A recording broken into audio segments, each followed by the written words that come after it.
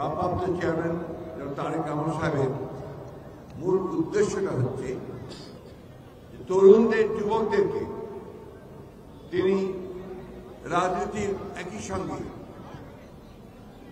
যে ক্রীড়াঙ্গনে তাদের যে পরিচালনা থাকা উচিত এবং এর সার্বিক যে সংগঠন, আয়োজন এবং খেলাধুলার যে বিষয়টা সেটাতে জড়িত হওয়া উচিত, এটাই ছিল তার মূল লক্ষ্য। অর্থাৎ সত্যিকার অর্থেই তারেক রহমান সাহেব যে বাংলাদেশ নির্মাণের স্বপ্ন দেখেন, যে কথা তিনি বারবার বলেন, যে তিনি একটা সত্যিকার অর্থেই একটা অগ্রসর, সমৃদ্ধ তথা আন্তরিক একটি বাংলাদেশ নির্মাণ করতে চান। সেখানে তরুণদের ভূমিকা হচ্ছে সবচেয়ে বড় ভূমিকা। আমরা সম্প্রতি দেখেছি আগস্ট মাসে যে ভয়াবহ যে ফ্যাসিস্ট যে সরকার, তাকে উৎখাতের ব্যাপারে সবচেয়ে বড় ভূমিকা যারা পালন করেছে তারা হচ্ছে ছাত্র এবং জনগণ। দীর্ঘ 15 বছর এই আওয়ামী লীগ ফ্যাসিস্টরা তারা বাংলাদেশ শাসন করে ফ্যাসিস্ট কায়দায় সমস্ত প্রতিষ্ঠানগুলোকে নষ্ট করে ফেলেছে। এই ক্রীড়াঙ্গন তার একটা বড় উদাহরণ।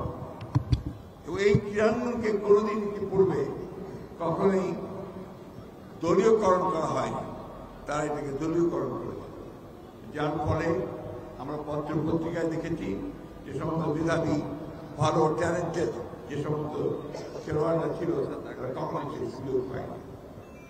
আমাদের এই দেশের তরুণ যুবকেরা, মানুষেরা ক্রিকেটের খুব ভক্ত হয়েছে ইদানিংকালে, কিন্তু একটা সময় ছিল যখন ফুটবল ছিল সবচেয়ে বেশি এখানে একটা জনগণের প্রিয় খেলা।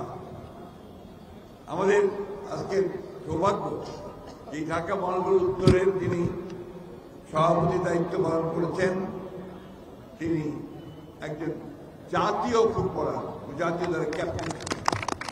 এটা আমাদের একটা বিরল একটা সৌভাগ্য। এবং আমি মনে করি এই যে একজন খেলোয়াড় রাজনীতি এসছে, এতে রাজনীতি কিন্তু সমৃদ্ধ হবে।